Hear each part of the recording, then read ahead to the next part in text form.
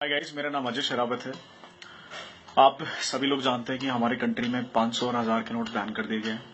8 नवंबर को मोदी जी के खुद के भाषण के बाद जब ये नोट बैन हो गए तो मैं वेट कर रहा था कि कुछ लोग नई नई तरह की थ्योरीज निकालेंगे, बिकॉज पहली बार करप्शन को खत्म करने के लिए एक पहली बार ऐसा प्राइम मिनिस्टर आया जिसने इतना सख्त स्टेप लिया है। और अगर आप लोग को लगता हो कि सडन हो गया, जैसे सारे पॉलिटिशियंस करें, नहीं अचानक कैसे कर सकते हो, जनता कह रही है अचानक कैसे कर सकती हो, अगर आपको ध्यान ना हो, प्रधानमंत्री जी ने हमेशा आपको इशारे से जरूर बताया it was a part of a plan. ये कभी भी आपके लिए अचानक नहीं था। आपके आधार कार्ड बनाना अचानक नहीं हुआ। आधार कार्ड के बाद जनधन योजना चलाना, जिसमें आपके बैंक अकाउंट खोले गए, आपकी चीजों को पेपरलेस किया गया, वो अचानक नहीं हुआ। सब्सिडीज के पैसे अकाउंट्स में जाना, एलपीजी के सब्सिडी के पैसे अकाउंट्स में जाना, वो अचानक नहीं हुआ। एग्रीकल्चर की सब्सिडी के पैसे अकाउंट्स में जाना, वो अचानक नहीं हुआ। It was a part of a plan. पहले आधार कार्ड, फिर जनधन, फिर आपकी जनधन के बाद आपके सब्सिडीज को भेजना, आपको पहले बैंकिंग से कनेक्ट किया गया। लेकिन फिर भी बिकॉज मेरा कंट्री कभी से आलसपने में जूझता रहा है, तो बहुत सारे मेरे महानुभावों ने, बहुत सारे लाखों लोगों ने बैंक अकाउंट तब भी नहीं खुलवाए। 1 रुपए की कॉस्ट पर बैंक अकाउंट खुल रहा था, लेकिन लोगों ने बैंक अकाउंट तब भी नहीं खुलवाए। बार बार बोलते बोलते मोदी जी थक गए, आधार कार्ड बनवा लो, जनधन योजना के तहत बैंक अकाउंट खुलवा लो, खुलवा लो, खुलवा लो, कोई सुनने को तैयार नहीं था। ठीक है, फाइनली 8 नवंबर को यह स्टेप लिया गया कि 500 से 1000 के नोट को हम बंद कर रहे हैं, ताकि हम करप्शन के एक बहुत बड़े लेवल को खत्म कर सकें और पूरी मार्केट की करेंसी मार्केट के अंदर वापस आ जाए, जो कि घरों में दबी पड़ी हुई है। अगर आपने देखा हो, लोग कह रहे हैं कि अभी कि भाई इससे करप्शन पर कोई फर्क नहीं पड़ेगा, खासकर मेरे माननीय योग पुरुष केजरीवाल जी। सही बता रहा हूं केजरीवाल जी, अगर ये डेमोक्रेसी और कानून ने हमारे हाथ नहीं बांधे होते ना, सच में हम आपका मार मार के मोर बना देते। मतलब सोचो, इतना फ्रस्ट्रेटेड हो गए हम लोग एज ए यंगस्टर, आपको देखते देखते, आपकी बातों को सुनते सुनते। इतने घटिया ख्यालात हैं आपके। एक छोले भटूरे वाला ना दिल्ली में आपसे ज्यादा समझदारी की बात कर सकता है।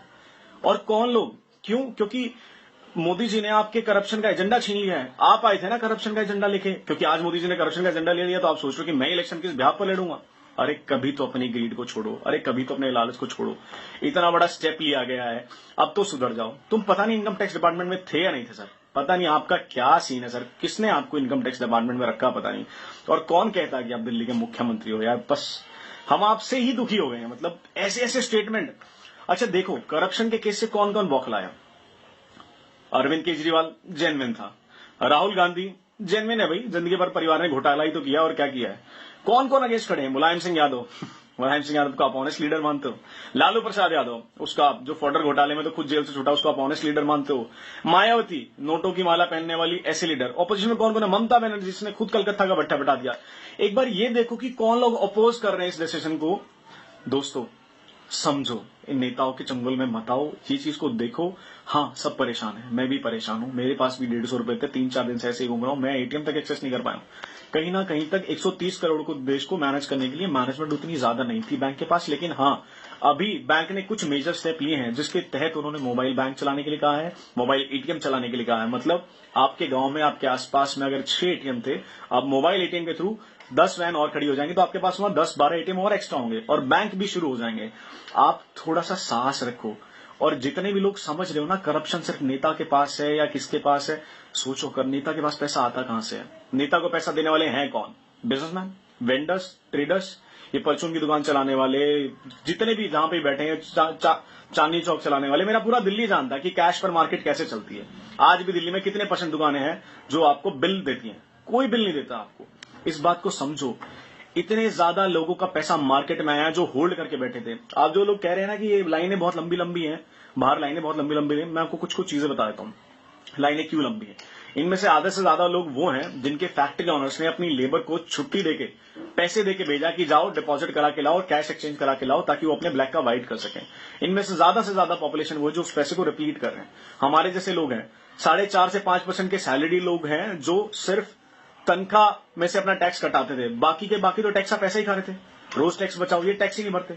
डॉक्टर हैं, कितने इंडिपेंडेंट क्लिनिक्स हैं, कितनी इंडिपेंडेंट शॉप हैं, ट्रेडर्स हैं, चांदनी चौक है, भगीरथ पैलेस है, मार्केट है, जहां सिर्फ कच्चे काम होता है। मैं खुले में बता रहा हूं, सिर्फ कच्चे का काम होता है, जहां पे कहा जाता है भाई साहब कच्चे में डील करेंगे, ये ना आपको कभी बिल देंगे। इनका धंधा होता है 60 लाख का, और इनकी इनकम टैक्स रिटर्न फाइल उठा के देखोगे ना तो मिलेगी आपको 7 लाख रुपए की। तो सोच के देखो, क्यों सैलरीड आदमी, एक सैलरी वाला आदमी ही सारे भारत का टैक्स क्यों भरेगा? ये बिजनेसमैन कहां जाएंगे? ट्रेडर्स कहां जाएंगे? ये कौन भरेगा इनका टैक्स? ये क्या मक्खन मलाई खाने के लिए बैठे हुए क्या? और इन्हीं के ऊपर लगाम लगाने के लिए मोदी जी ने स्टेप लिया है और ये बहुत ही कमेंडेबल स्टेप है, ये फ्यूचर का स्टेप है, ये इंफ्रास्ट्रक्चर का स्टेप है। इस स्टेप के अंदर मोदी जी को अगर हम सपोर्ट नहीं करते तो हम कायर हैं, हम पे धिक्कार है हमारी जिंदगी पर कि एक ऐसा प्रधानमंत्री मिला है जो इस देश को कहीं ले जाने में सक्षम है, उसे ले जाने की राह रखता है और हम आज उसे सपोर्ट तक नहीं कर पा रहे हैं। कल आर्मी की बात जब आई तो इंटरनेट फ्लडेड था कि हम आर्मी के साथ हैं, ये हैं, सपोर्ट है। अरे इंटरनल वॉर छेड़ लो तुम, बाहर तो आर्मी बहुत अच्छी है, जो अंदर की वॉर छिड़ी है ना, मैं इससे लड़ाई लड़नी है। हमें केजरीवाल जैसे टुच्चे जाहिल और इन गवार मुख्यमंत्रियों से पीछा छुड़ाना है। मायावती की कास्टिस्ट की पॉलिटिक्स, मुलायम सिंह यादव की कास्टिस्ट पॉलिटिक्स, ये चोर बैठे हैं, पुराने पापी बैठे हैं। ये कांग्रेस आज के थोड़ी ना, ये 60 साल की दी हुई बीमारी हमें करप्शन की। और मैं आपको कहता हूं, वादा दिलाता हूं, जो इंफ्रास्ट्रक्चर अभी मोदी जी डेवलप कर रहे हैं ना, आप देखना आने वाले टाइम में इससे भविष्य बदलेगा। आज हम सब भारतीयों का, सबके सब सिटीजन्स की जिम्मेदारी है, अधिकार है, रिस्पॉन्सिबिलिटी कि आज हम पर जो भी हो रहा है हम उसे झेलें, मोदी जी का साथ दें और इस करप्शन की लड़ाई में मोदी जी के साथ खड़े हों। मोदी जी, मैं आपके साथ खड़ा हूं और मेरे साथ पता नहीं कितने हजारों लाखों यंगस्टर आपके साथ खड़े हैं। अगर कोई इसके खिलाफ लड़ेगा तो हम उसके खिलाफ भी लड़ेंगे, लेकिन ये करप्शन की लड़ाई अब जारी रहेगी।